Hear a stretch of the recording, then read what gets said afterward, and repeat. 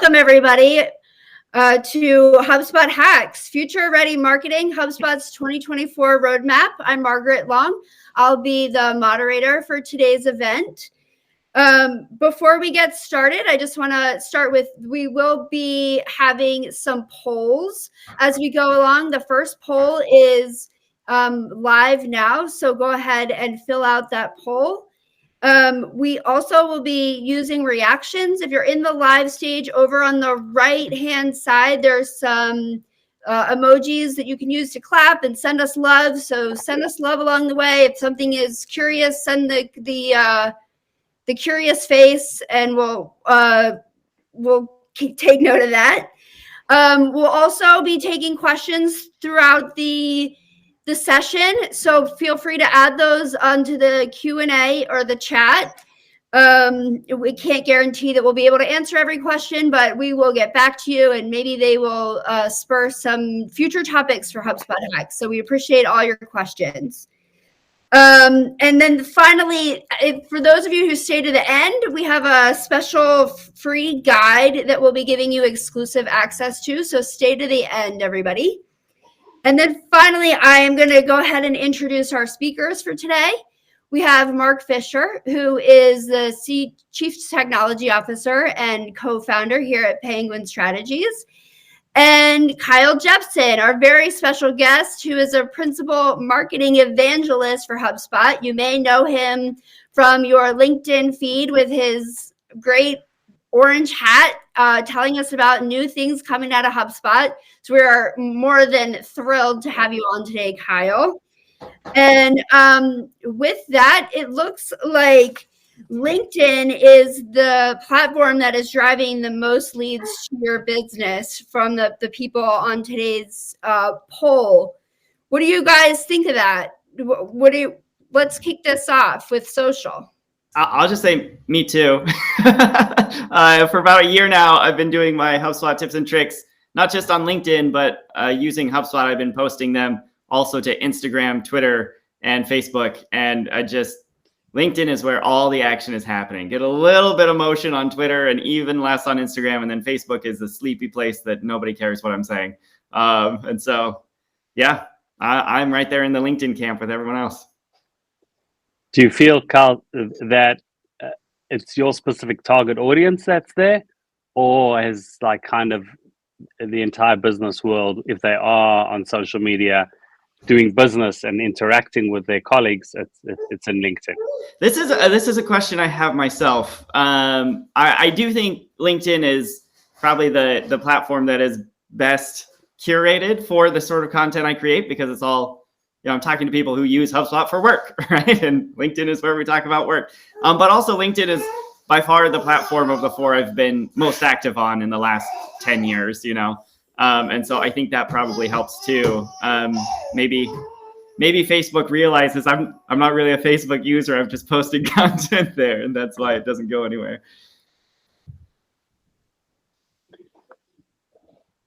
Yeah, no, I think that's interesting. I mean, Margaret, I think this, if everyone can see now, this is the data that's coming out of HubSpot, correct? The state of the market report that 50% of the marketers are using social.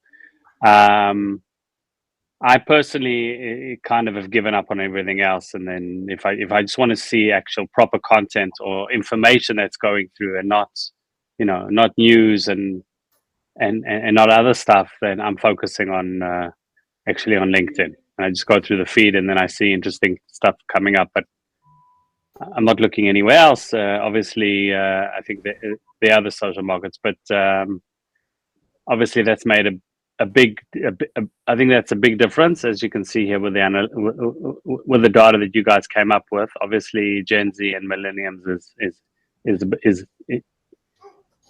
are probably on other platforms. Oh, for sure on other platforms.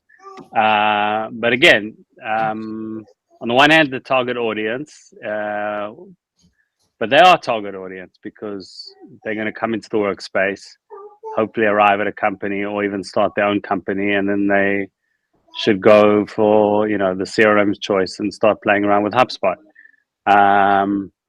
We're actually doing I'm helping with here locally. There's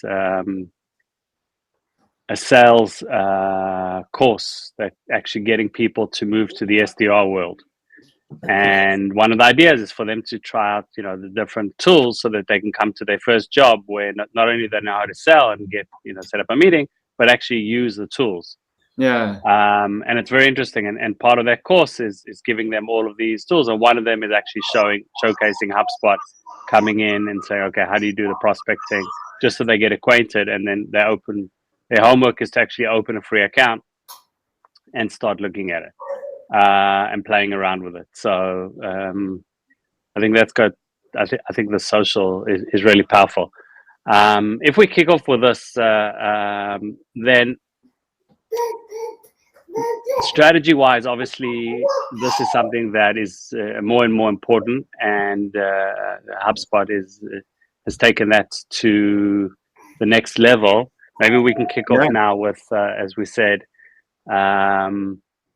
this is the integrated social CRM for competitive edge. Yeah.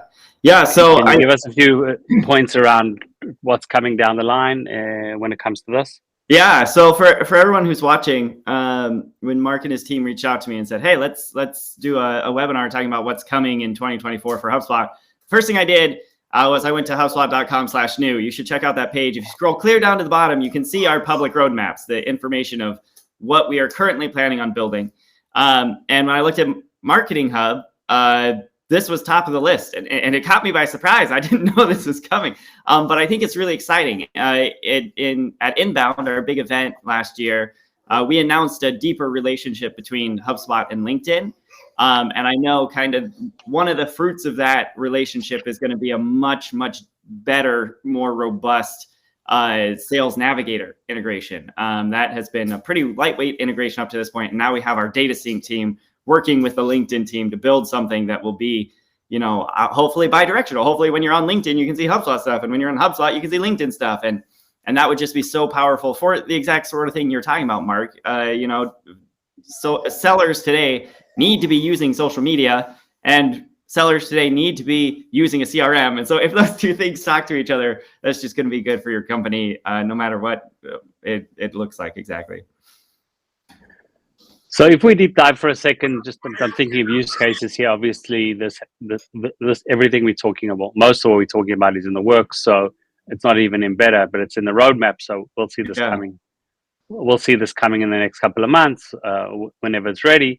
But for me, when it says drive personalized campaigns with real-time social engagement, you can do that on a few levels. I think we were talking about this just before we kicked off.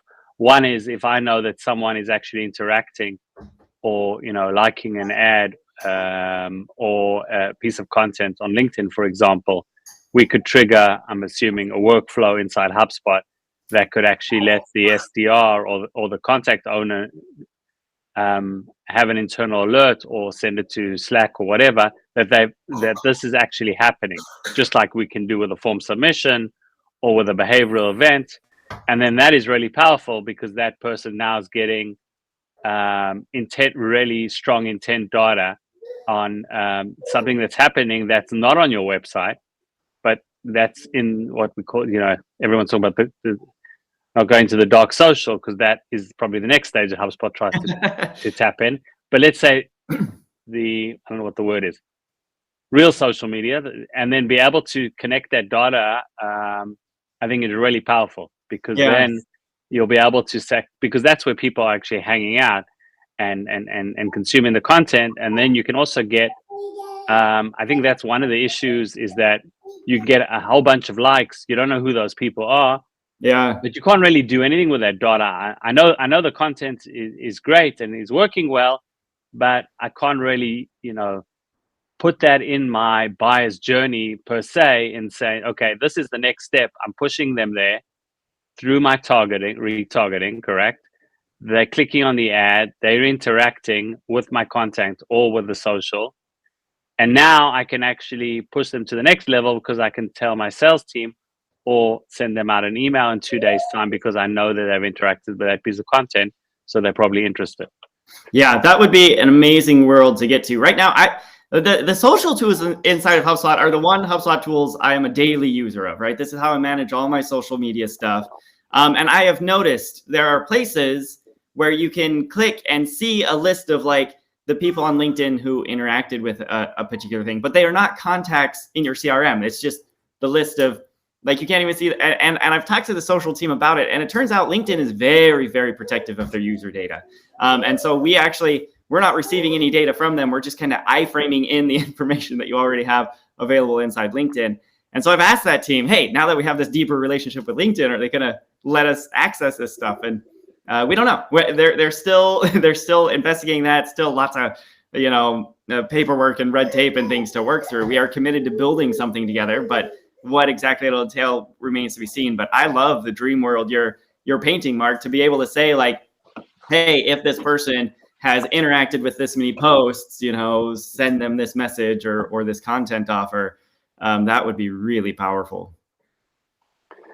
And then the second thing, what you were talking about, is the actual using the when I'm prospecting. So the widget at the moment, as you said, is at that level that I can actually connect someone. I can do that, but it's through the widget. Yeah. And that it's not living in. It's living inside HubSpot. I don't have to open another tab and go out of HubSpot. I can do it through there.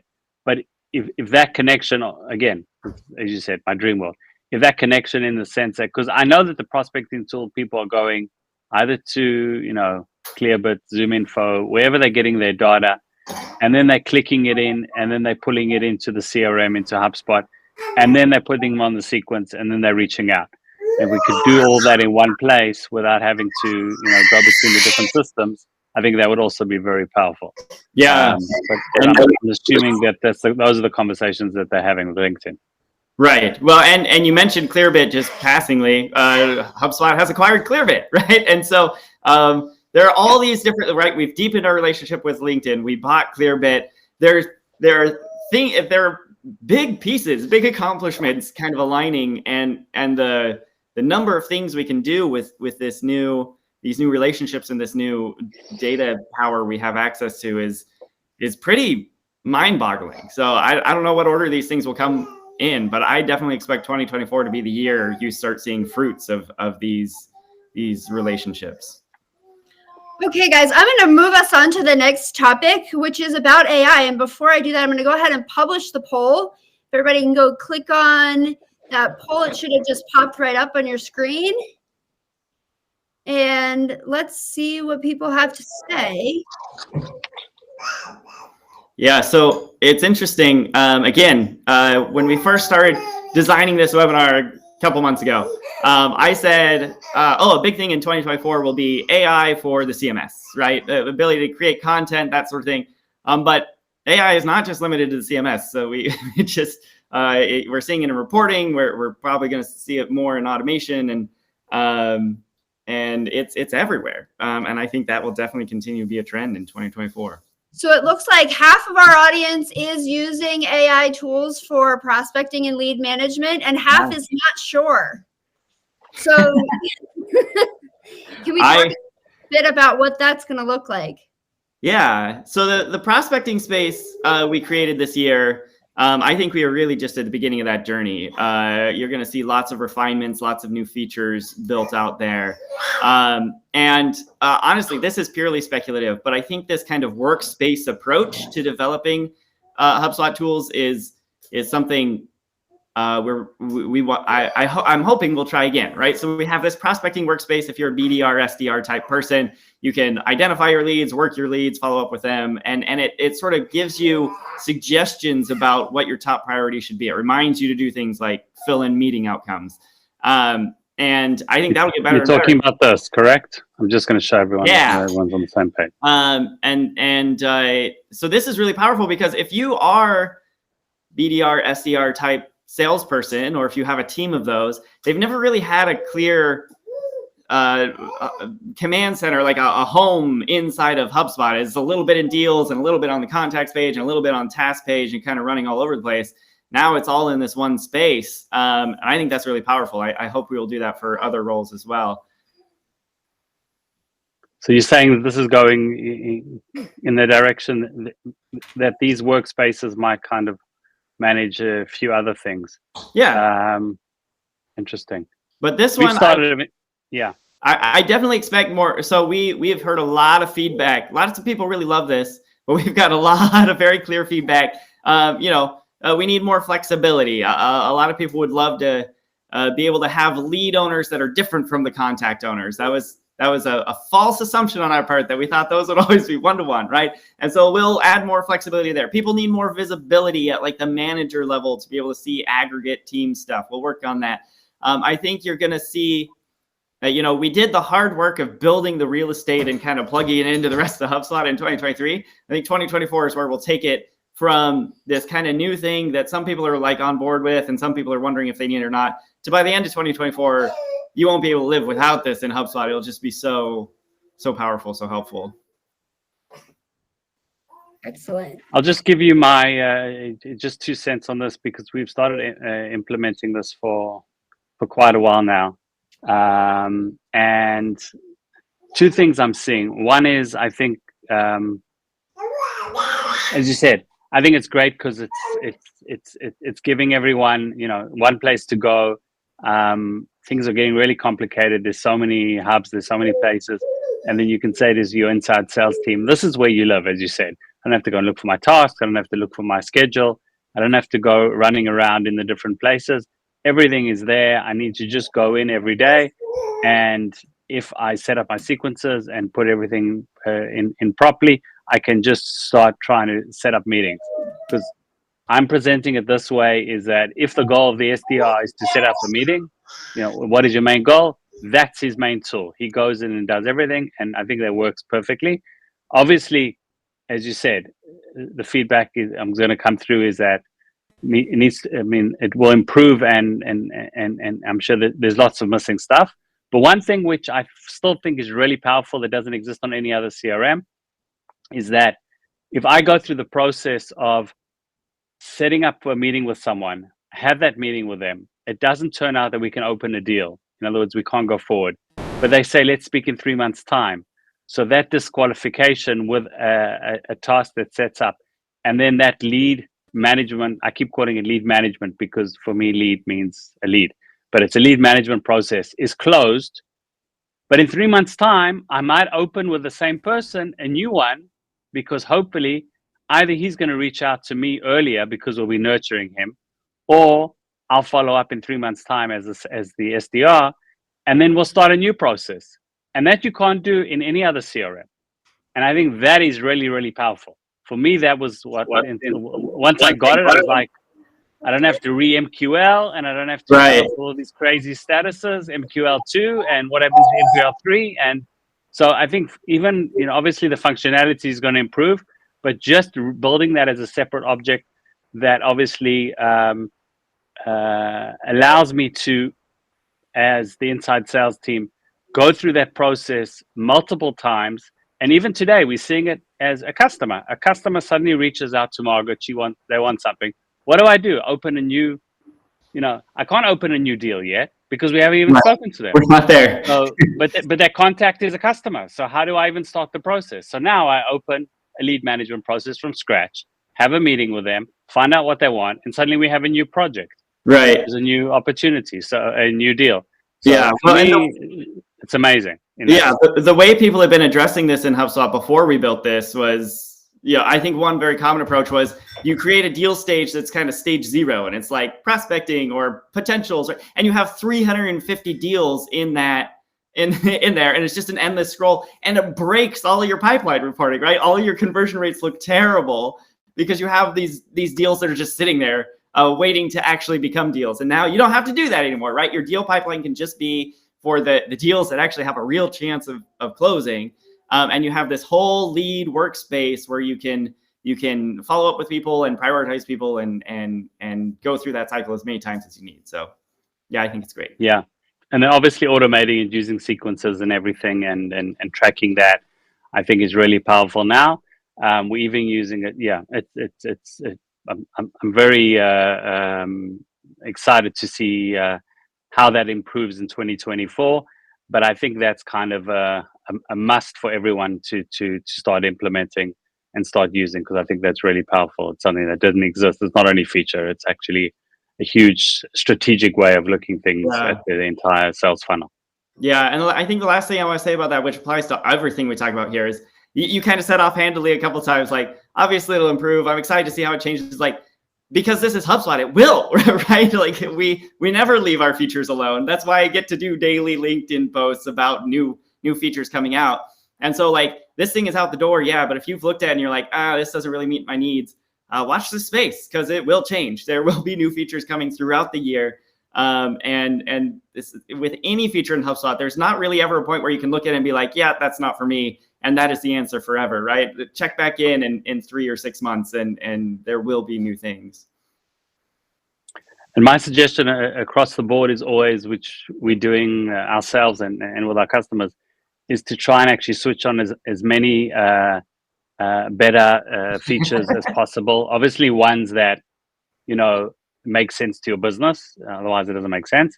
But try them out. I think for 10 years in HubSpot, I think it's only once, and I don't know the numbers, a beta suddenly disappeared afterwards. It didn't go forward.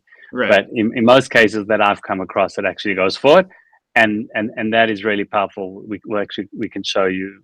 We'll show everyone one or two of them in a few minutes. Yep. Okay. Excellent. So I saw another poll question go out. Yeah, so I think we said that. One other thing that I did think, but I just ran another poll, and we're ready to talk about availability management on the sales team. So the question was, how would you rate your current user availability management in providing timely customer support? 0% said excellent. These for realistic group here. 67% said good, and 33% said okay. So nobody's bad or terrible. Wow, that's great. Nobody's excellent, but nobody's terrible. Everybody's kind of in the good, okay range. What is HubSpot doing in the year to come to kind of help make user availability for customer experience teams better for users? Yeah, so I'm really excited about this area. I mean, the thing we were just talking about with the prospecting workspace and leads, when that came out, everybody knew it was big. Everybody was like, oh, this is definitely a new space, right? Oh, so something big is happening. This one, I think in some ways is just as big, but it's sort of been quieter. It's kind of gone under the radar a little bit for a couple of reasons. First, when we think about availability with users, that's a thing HubSpot didn't really have at all. And then we redesigned the user page to make space for it. And that was something that didn't really catch anyone's attention. And then we added just a couple of things, right? You can now indicate someone's primary and secondary language, a user's primary and secondary language. And then you can also— What do you mean by the availability? If I have a support team, who can actually reach out and actually help people at the moment? So yeah, just a minute. So we've added primary and secondary language, and then also just a custom list of skills. So if there are different specialties you have on your team, you can indicate those on the user record. And then what happens is you can set up routing rules. So as conversations and tickets come in to the new help desk, which is a third thing that we launched kind of separately, they will be routed to the person who if you're servicing multiple languages, it'll be routed to someone who speaks the appropriate language. And then if you have certain skills and specialties, it'll be routed to that person as well. And all of this is kind of on top of, somebody saying whether they're available or not. I think looking forward, we will expect.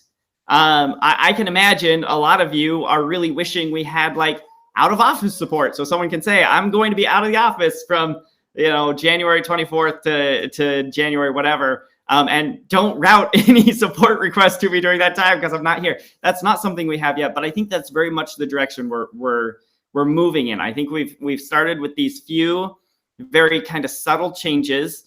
I don't know if primary, secondary language and skills was something any of our customers were really clamoring for, but now that exists, this ability to set properties on the user level, that opens the door for all sorts of things, right? Whether that's out of office or whether it's working hours or whether it's whatever it is that you need to accurately display and process when a particular user is available to take a customer support request.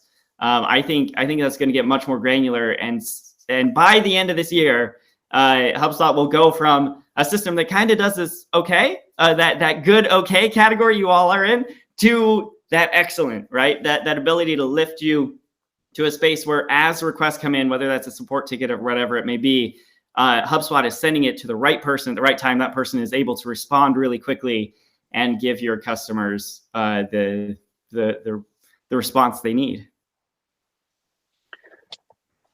I agree with you. I think that's really important, because it's kind of, the ticketing system is, as you said, it's there. You can use it. You can use it with chat. You can use it with the forms. You have a team. It works well, but it's not, 99% of the cases, if you're coming into HubSpot and you're adding it, that's great. A lot of times I'm seeing that other customers are saying, well, we already have a system in place. Maybe we're not going to switch over because that's best of breed.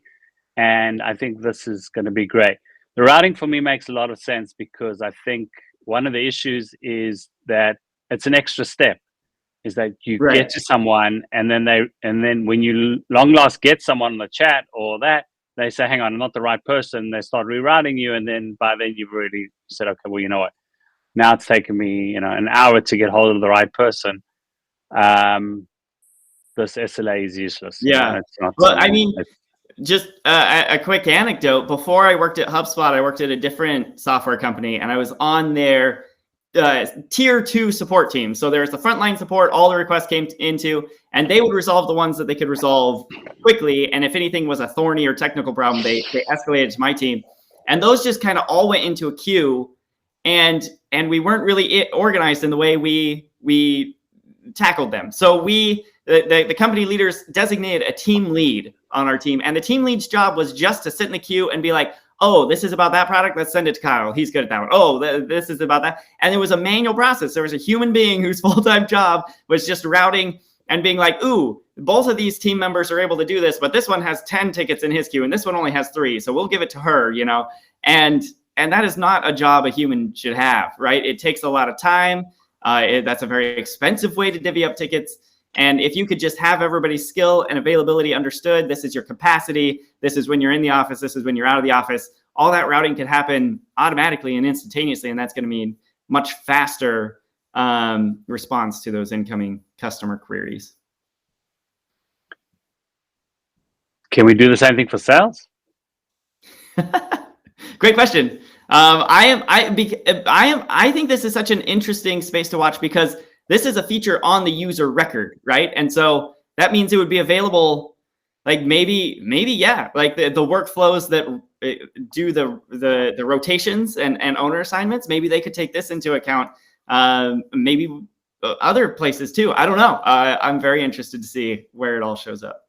Do a round robin, not only based on which state, but do a round robin based on which state, and then if you're tier 1 or tier 2 or potential tier 1 or tier 2. Right. Because it's a different type of, it depends on the customer. But if it's enterprise sales or SMB sales, then you actually need people with different skills. Right. Yeah. So in live chat, we've put in a capacity feature, right? You can say agents are not allowed to have more than so many live chats at one time. I don't see why we couldn't do a similar thing for like routing leads to sales reps and that sort of thing. It's very interesting. I'm excited to see how it develops. Great. So I'm going to close the next poll. Let's see what everybody says about AI for content creation. There are a lot of alwayses. Always. 75% always. We love to see that. Wow. So tell us about the AI features coming in CMS Hub. This is an elite group. 67% good availability management, 75% always using AI. You all are ahead of me on this stuff. Honestly, AI, it's so fast moving, and it's really interesting to see where it's going. As I mentioned earlier, we have this slide here talking about AI with CMS. We'll talk about AI in other areas, I think, on the next slide. CMS, I think, is the area in HubSpot where AI has been most apparent. We've been tooting our own horn a lot, trying to let everyone know, hey, you know, our AI can help you revise your content. Hey, our AI can, you know, do keyword research and suggest blog post titles for you. And hey, we can even like spin up a website for you. And I think it's really exciting. It's really interesting to me. I will say AI generation for content I'm not a detractor. I'm excited about the AI revolution. But I did just last week, I forget what I was searching for, but I was searching for something, and the first webpage I landed on was clearly just generated by AI. Right? Like the headings kind of repeated themselves, and some of the content was like not aligned with the headings. Like the sentences were perfectly formed, but there just actually wasn't a lot of information in there. And it made me realize a company's content, especially the content right on your website, your own content, that's very much the soul and the value of your company, right? You have experiences, you have customer stories, you have insights that are the reason you get to be a business. And the AI doesn't know about those things, right? I think AI is fantastic for identifying topics, for giving yourself a quick outline. But if you aren't adding your unique viewpoint into this content, if you're just publishing what the AI gave you, then you're going to have the exact same blog post your competitors have on their website, right? And your customers are just going to be like, why is everybody just saying the same stuff? So I think AI is so great for acceleration, but I am really interested to see, HubSpot has always been an opinionated company. I wonder if there will be some sort of guardrails or guidance, or like in the same way, I don't know if you've ever done this. I do this all the time because most of what I do in HubSpot is demos. When you choose an email template and you just have the default content in there that's like, don't forget to add a link, you know, put your signature here. If you try to publish it, you'll get an error saying, hey, you left the demo content in there. I would love to see that kind of thing happening for AI. Like, hey, looks like you didn't actually read this. Maybe don't hit publish quite yet. But I don't know. I don't know if that's a thing that's coming. AI is moving so fast, and HubSpot is moving fast to keep up with it. And we do have a question on this. How does the AI impact content performance in terms of SEO and engagement metrics? Can Google tell if something is created with AI, like in the example you just gave? This is a question on the minds of the whole world. So there are many, many very smart people developing AI tools, and there are many, many very smart people trying to develop tools that identify things that are created by AI tools, right? And I expect those two to be in competition with each other for a long time, right? In the same way that every time someone figures out the hack that makes the Google algorithm work for them, Google then goes and changes the algorithm, right? I think AI, you know, someone's going to create a really smart tool that can identify with like 95% accuracy if this blog post was written by AI or if this image was generated by AI. But then the people who build those machines will be like, aha, well, now we know how they detect it. We will do something that seems even more human. I hope that pushes generative AI in directions that makes the outputs better, right?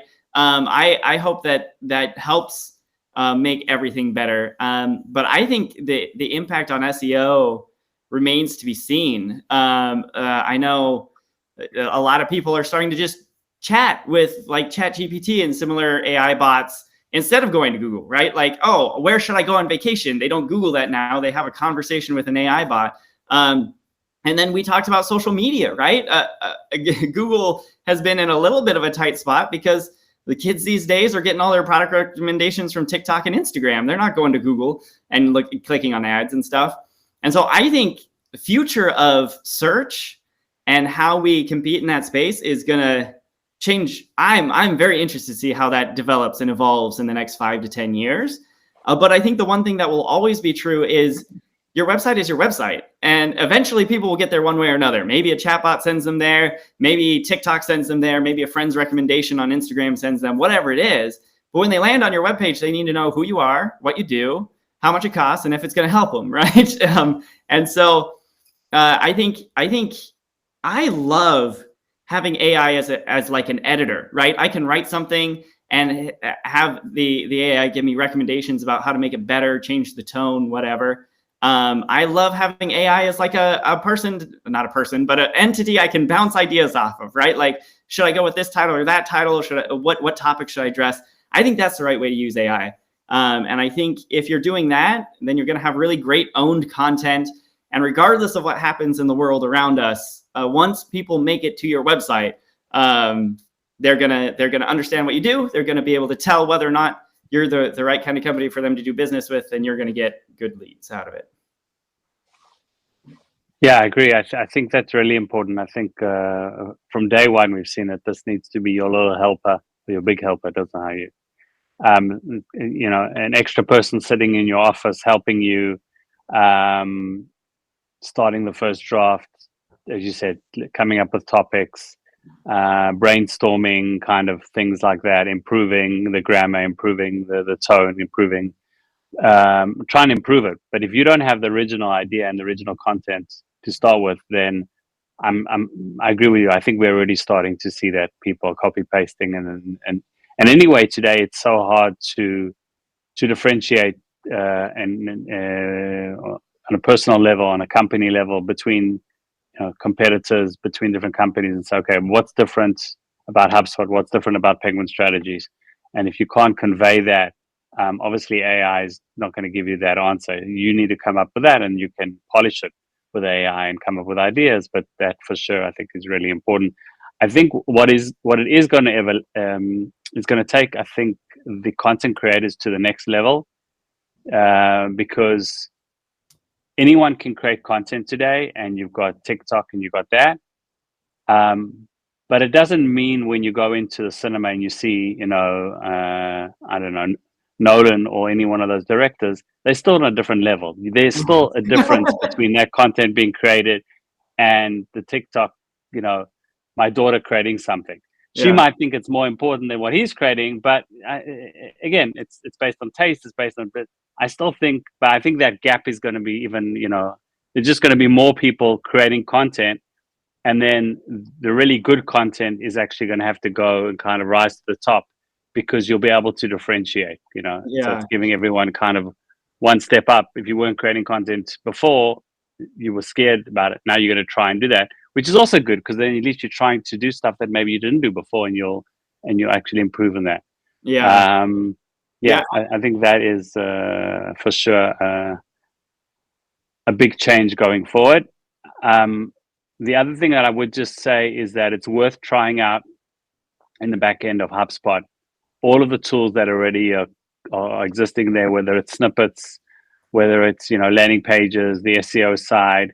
One thing I'm finding, which is like a no-brainer for me, is creating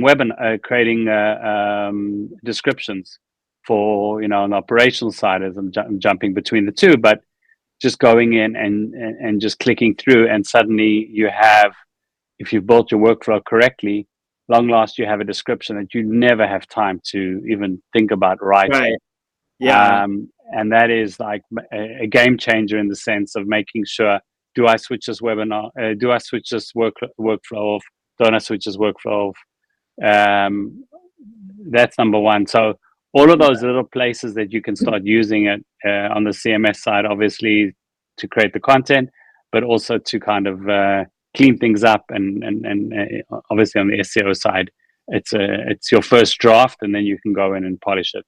I think that's really powerful. On the CMS, I think maybe my favorite AI feature, it's a tiny one, people aren't talking about very much, but after you go through the work of writing a blog post, there's a button to publish a social post to promote your blog post. And there's an AI generation button that will read your blog post and summarize it into the size of a social post, right? That's huge, right? If you've just gone through all the effort of writing a blog post, now your creative juices are all spent, right?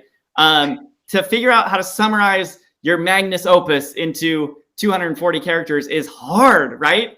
And so that's a brilliant place to just use the AI to get you over that final hurdle to promote the hard work you've done, right?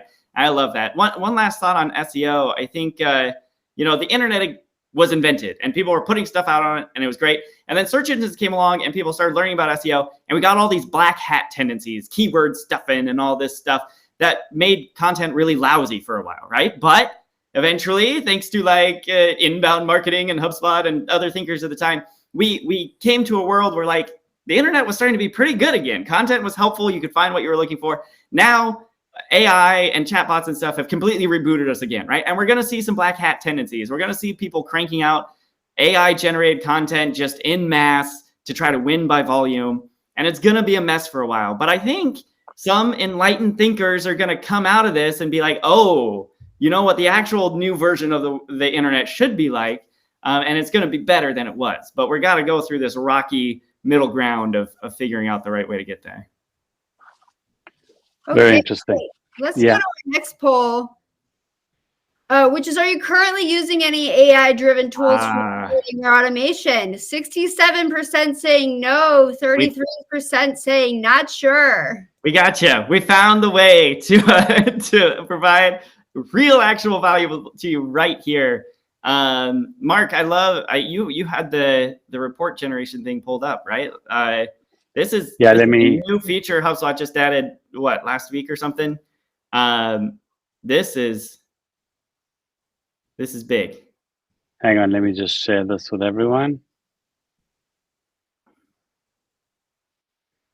Yeah, so this is actually really cool. So you go in here, and let me just do it in here. You go into reporting.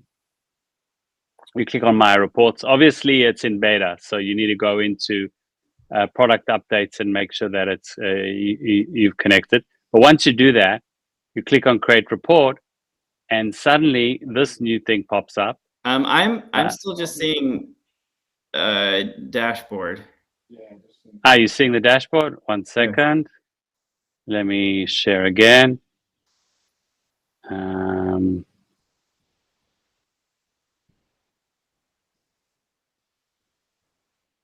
Okay. Now you're seeing Create Report? Yes, we're with you now. Yeah. So as I said, just go in, make sure that the beta is switched on through product updates here on the right-hand side. You go in beta and you add it. Then you go back to reporting and you click on your Create Report. And then now suddenly this will pop up, which is what we're talking about. And then you can start doing, first of all, you can you can use one of these, create a report of companies summarized by industry, what content drove the most revenue by business, and then it pulls in the prompt itself. Or you can actually create a prompt by yourself.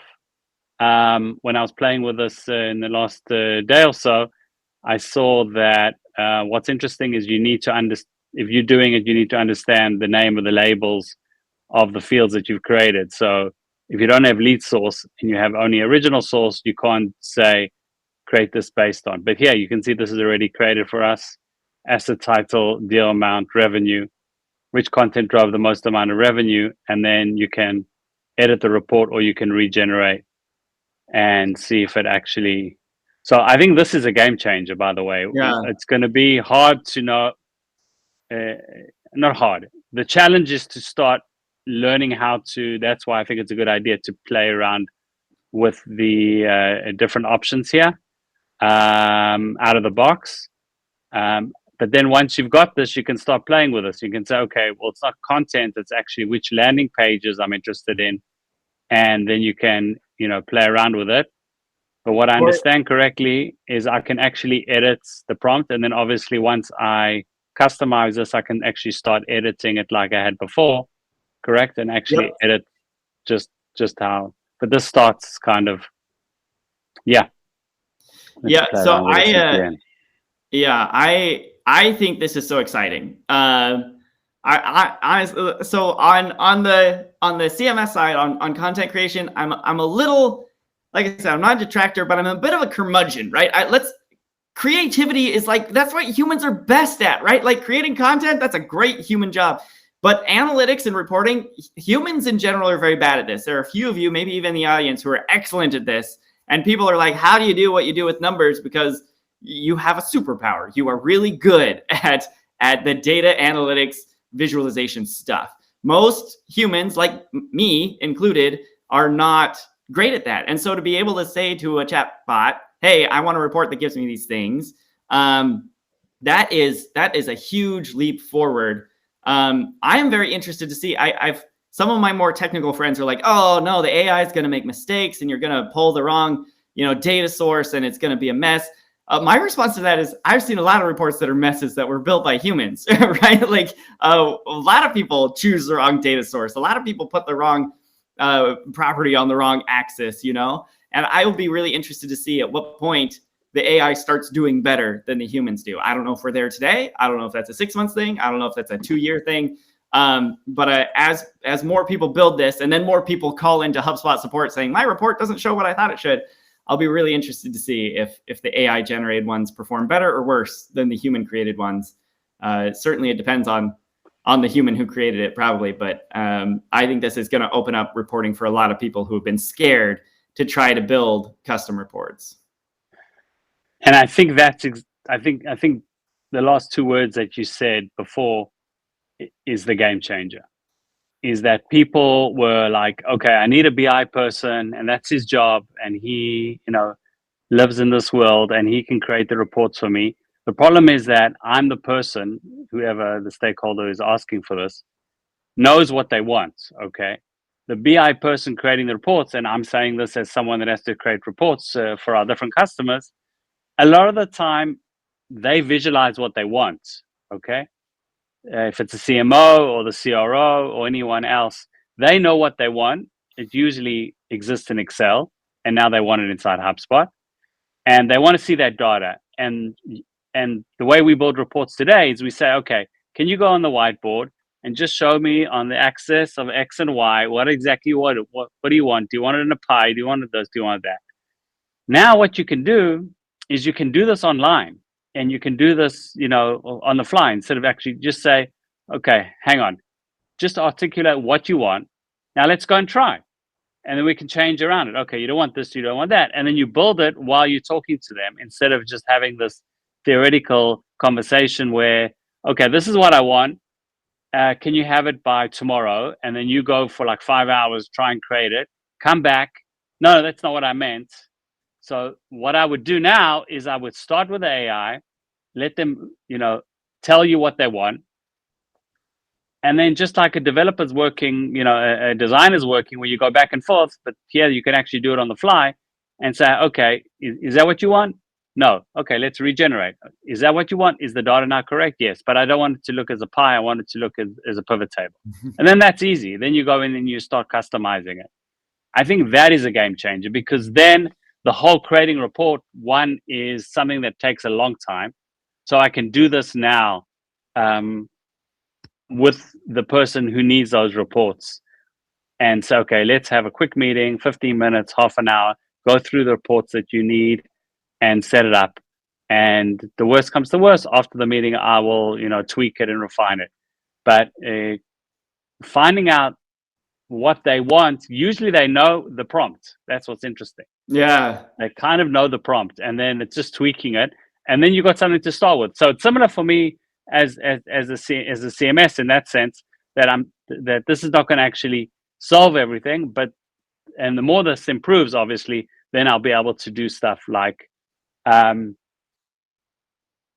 if I ask for something that's specific, in 3 columns and so on and so forth, I'm sure it will get to the stage that I will actually choose the pivot table, which after half an hour playing with it, or an hour, do I realize that I need a pivot table. Yeah. And it will allow the rest of the HubSpot users to actually go in and play and try and build for themselves as well. And I think that's for sure is a big game changer. Yeah. So I listening to you, I hadn't thought of this before, but it makes me realize a lot of what AI does in its current state, at least, is it gives you a starting point, right? Whether you're writing a blog post or creating a report, you don't ever have to stare at the blank page or like the long list of possible properties and say, oh, where do I start, right? You just say to the AI, hey, I'm looking to do something kind of like this. And it gives you your first draft. And then you just have to edit and optimize it, right? Which is the fun part anyway, I think.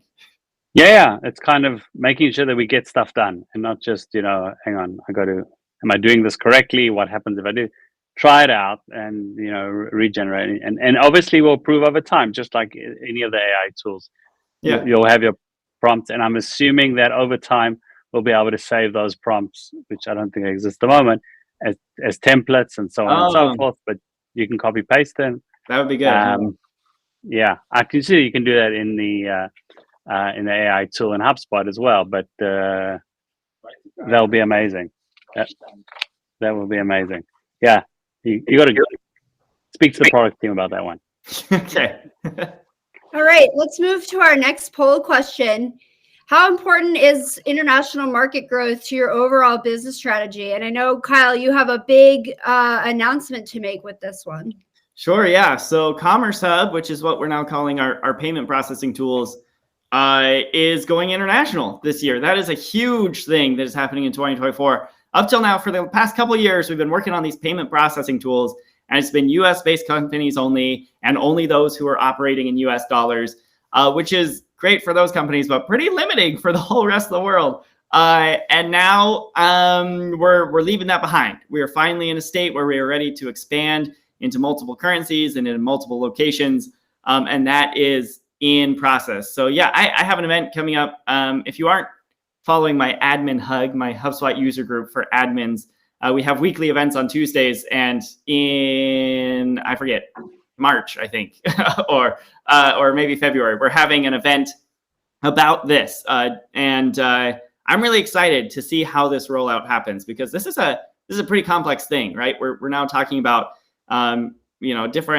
different countries have different legal standards about how you manage financial information, and different currencies have different exchange rates, and it gets much more complicated as you try to be in compliance and have everything match up.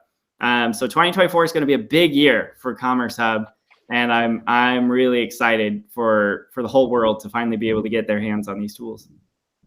So from a strategic standpoint, what should our listeners be doing now to get ready for that?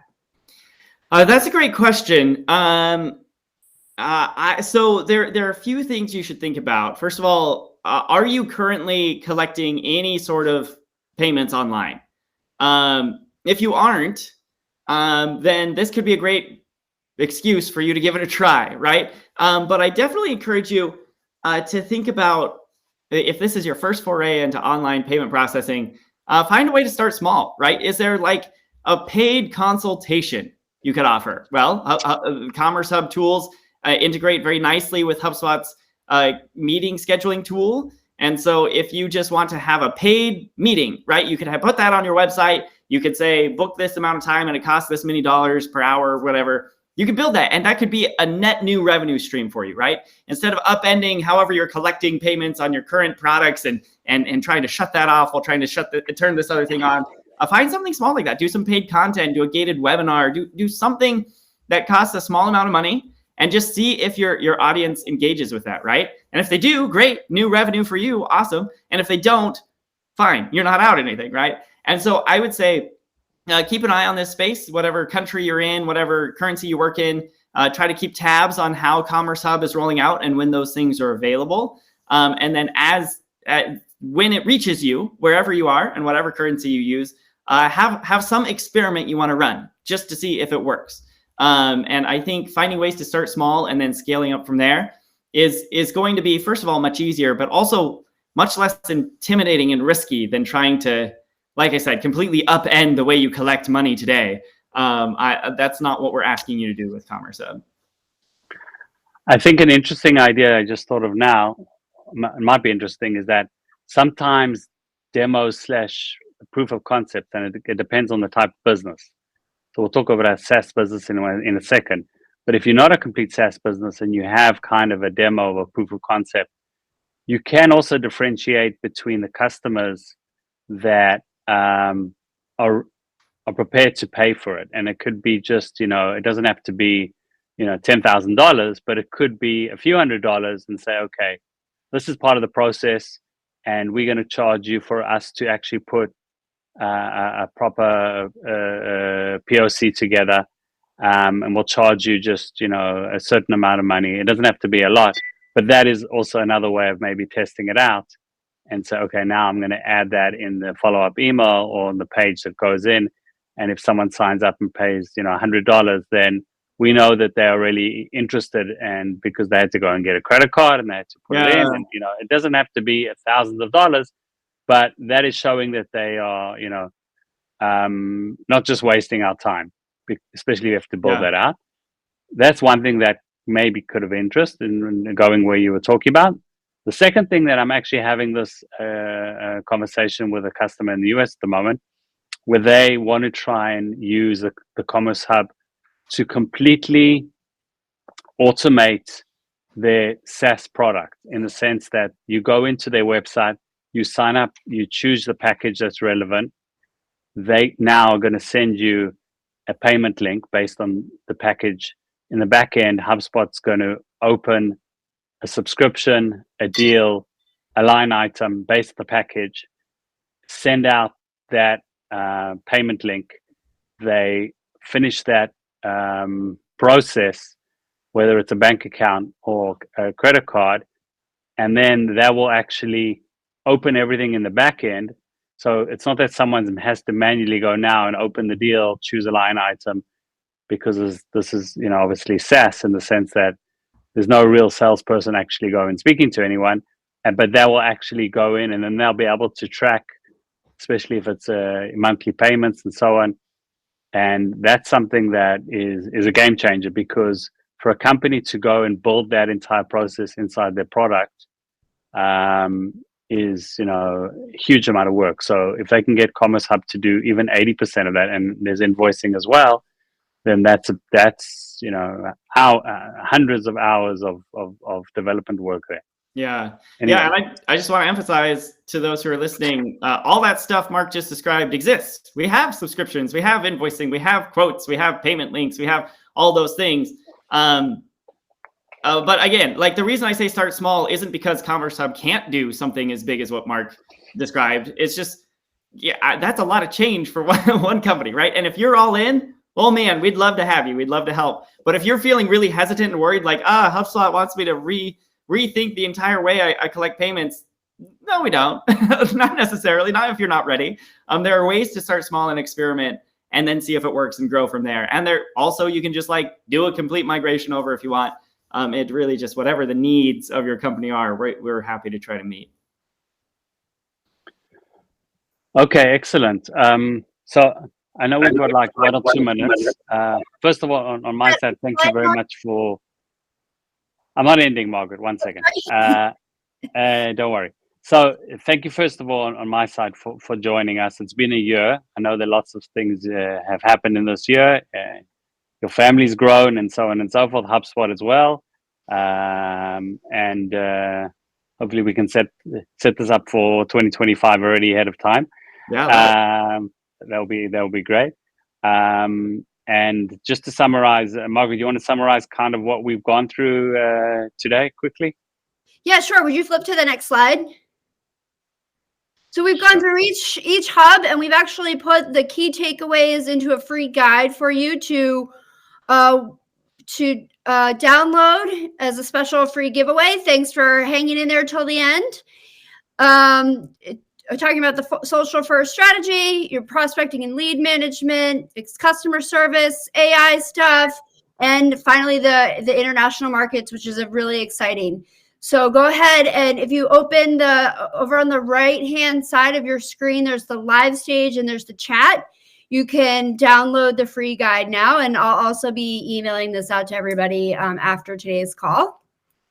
And then finally, to go ahead to the next one, to sign up for our next event. I'm also, it's with Jay Schwedelson, who is an expert on email marketing. He's going to be talking about cracking the inbox and email marketing secrets for marketers. So go ahead and sign up there in the chat as well to register for that event.